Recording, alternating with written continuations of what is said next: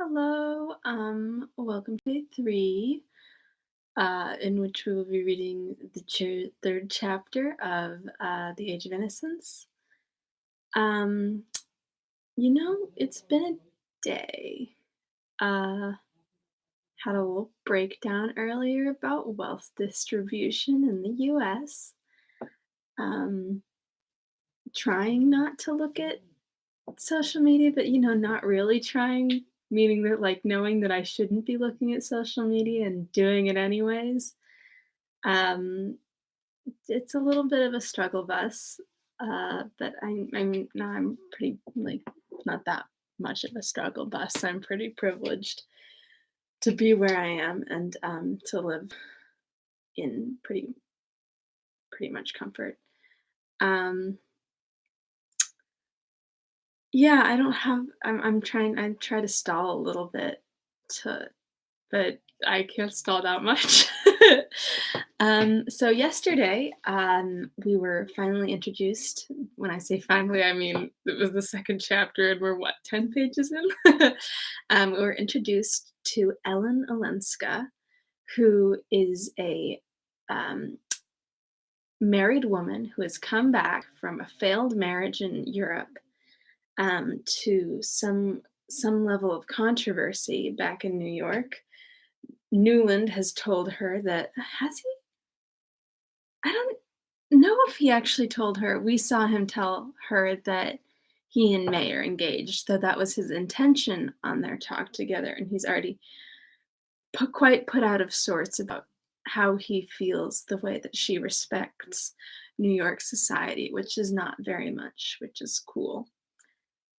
I like my outfit today. I like it. It's big.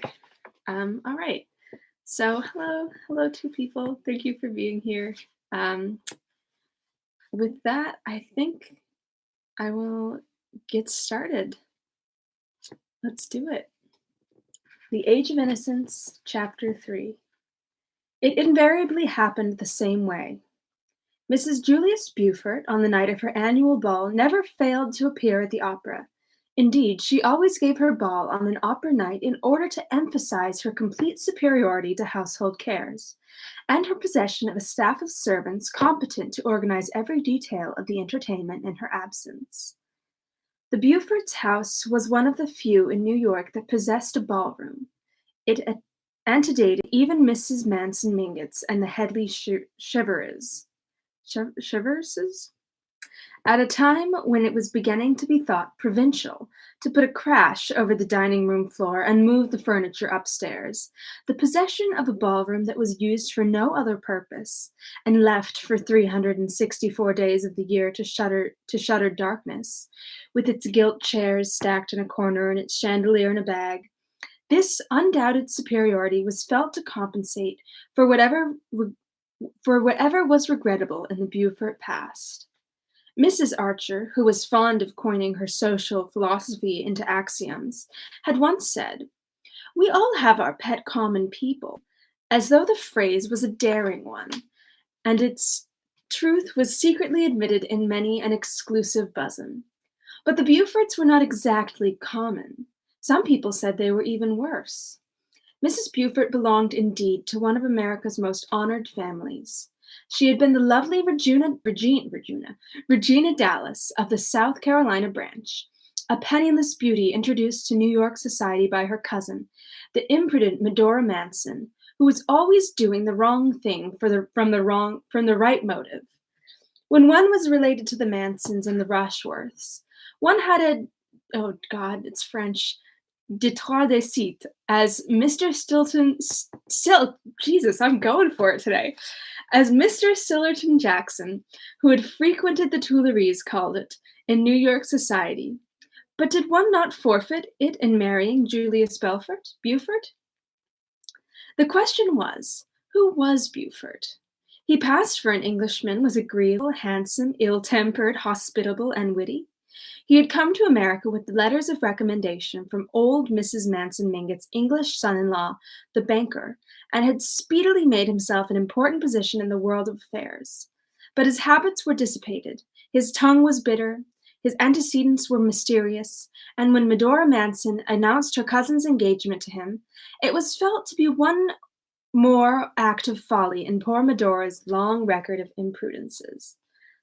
But folly is as often justified of her children as wisdom, and 2 years after young Mrs. Beaufort's marriage, it was admitted that she had the most distinguished house in New York. No one knew exactly how the miracle was accomplished. She was indolent, passive, the caustic even called her dull, but dressed like an idol, hung with pearls, growing younger and blonder and more beautiful each year.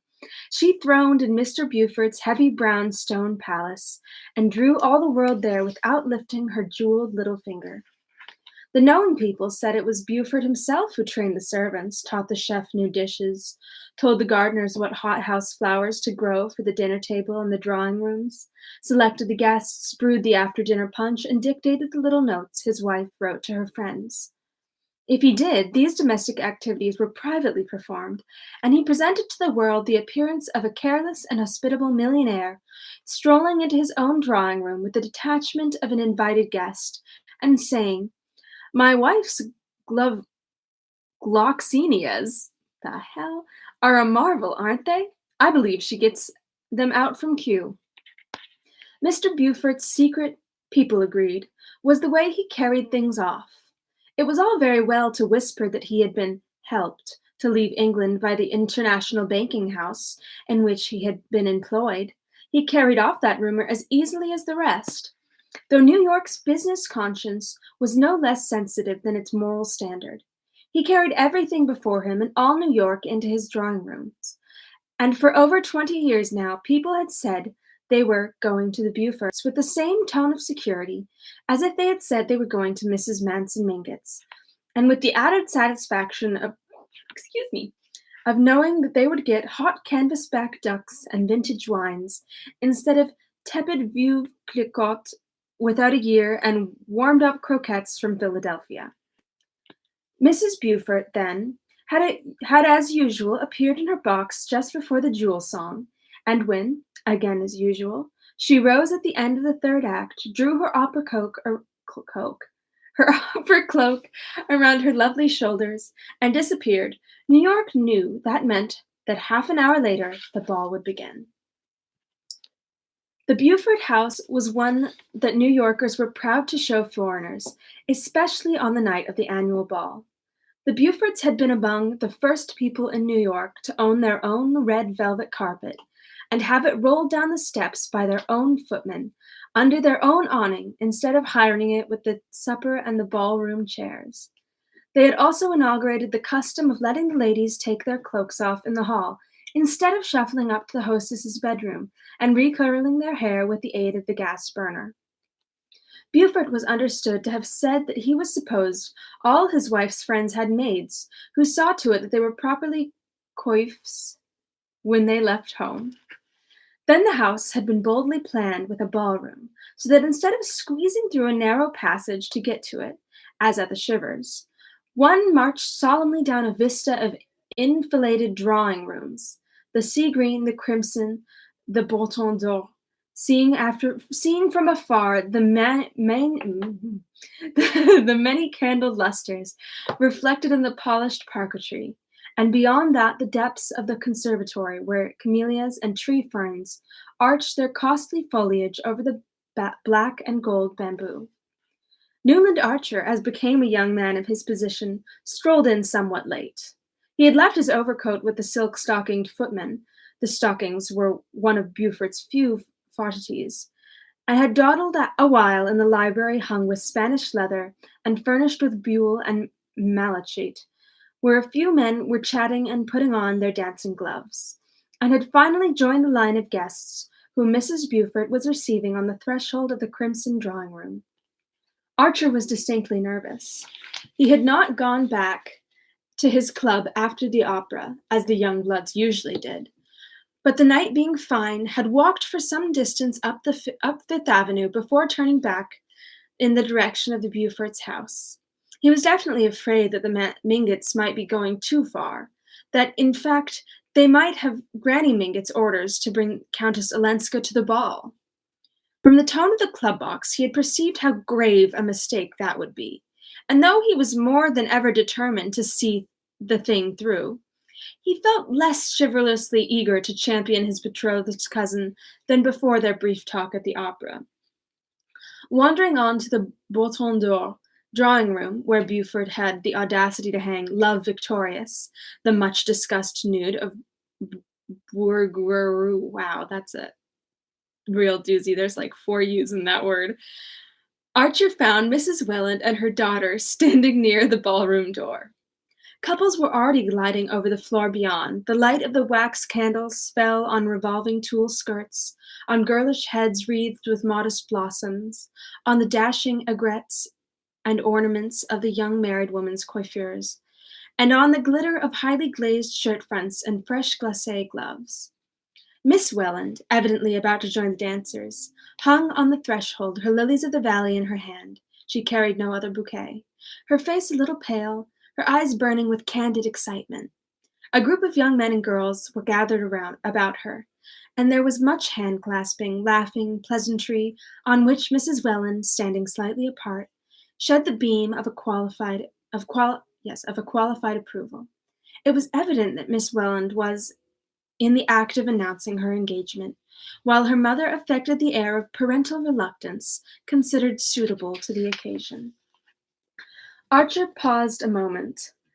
It was at his express wish that the announcement had been made, and yet it was not thus that he would have wished to have his happiness known. To proclaim it in the heat and noise of a crowded ballroom was to rob it of the fine bloom of privacy, which should belong to things nearest the heart. His joy was so deep that his blurring of the surface left its essence untouched, but he would have liked to keep the surface pure too. It was something of a satisfaction to find that May Welland shared the feeling. Her eyes fled to his beseechingly, and their look said, "Remember, we're doing this because it's right." No appeal could have found a more immediate response in Archer's breast, but he wished that the necessity of their action had been represented by some ideal reason, not simply by poor Ellen Olenska. The group about Miss Welland made way for him with significant smiles, and after taking his share of the felicitations, he drew his betrothed into the middle of the ballroom floor and put his arm about her waist. "Now we shan't have to talk," he said, smiling into her candid eyes, as they floated away on the soft waves of the blue Danube. She made no answer. Her lips trembled into a smile, but the eyes remained distant and serious, as if bent on some ineffable vision. "Dear," whispered Archer, pressing her to him. It was borne in on him that the first hours of being engaged, even if spent in a ballroom, had in them something grave and sacramental. What a new life it was going to be, with this whiteness, radiance, goodness at one side. The dance over, the two, as became an affianced couple, wandered into the conservatory, and sitting pressed behind a tall screen of tree ferns and camellias, Newland pressed her gloved hand to his lip. "You see, I did as you asked me to," she said. "Yes, I couldn't wait," he answered, smiling. After a moment, he added, "Only I wish it hadn't had to be at the ball." "Yes, I know," she met his gaze comprehendingly. "But after all, even here, we're alone together, aren't we?" "Oh, dearest, always," Archer cried. Evidently, she was going to understand. She was always going to say the right thing. The discovery made the cup of his bliss overflow, and he went on gaily. "The worst of it is that I want to kiss you and I can't." As he spoke, he took a swift glance about the conservatory, assured himself of their momentary privacy, and catching her to him, laid a fugitive pressure on her lips. To counteract the audacity of this proceeding, he led her to a bamboo sofa in a less secluded part of the conservatory, and sitting down beside her, broke a lily of the valley from her bouquet. She sat silent, and the world lay like a sunlit valley at their feet. "Did you tell my cousin Ellen?" she asked presently, as if she spoke through a dream. He roused himself, and remembered that he had not done so. Some invincible repugnance to speak of such things to the strange foreign woman who had checked the words on his lips. "No, I hadn't the chance after all," he said, fibbing hastily. "Ah." She looked disappointed, but gently resolved on gaining her point. You must then, for I didn't either, and I shouldn't like her to think. Of course not, but aren't you, after all, the person to do it? She pondered this. If I'd done it at the right time, yes, but now that there's been a delay, I think you must explain that I'd asked you to tell her at the opera, but before our speaking about it to everybody here. Well, otherwise, she might think I had forgotten her. You see, she's one of the family, and she's always been so long that she's rather sensitive. Archer looked at her glowingly. Dear and great angel, of course I'll tell her. He glanced a trifle apprehensively toward the crowded ballroom. But I haven't seen her. Has she come? No, at the last minute she decided not to. At the last minute? He echoed, betraying his surprise that she should ever have considered the alternative possible. Yes, she's awfully fond of dancing, the young girl answered simply. But suddenly she made up her mind that her dress wasn't smart enough for a ball, though we thought it so lovely, and so my aunt had her take her home. Oh, well, said Arthur with happy indifference. Nothing about his betrothed pleased him more than her resolute determination to carry to its utmost limit that ritual of ignoring the unpleasant in which they had both been brought up. She knows as well as I do, he reflected, the real reason of her cousin's staying away. But I shall ever let her see by the least sign that I am conscious of there being a shadow of a shade on poor Ellen Olenska's reputation.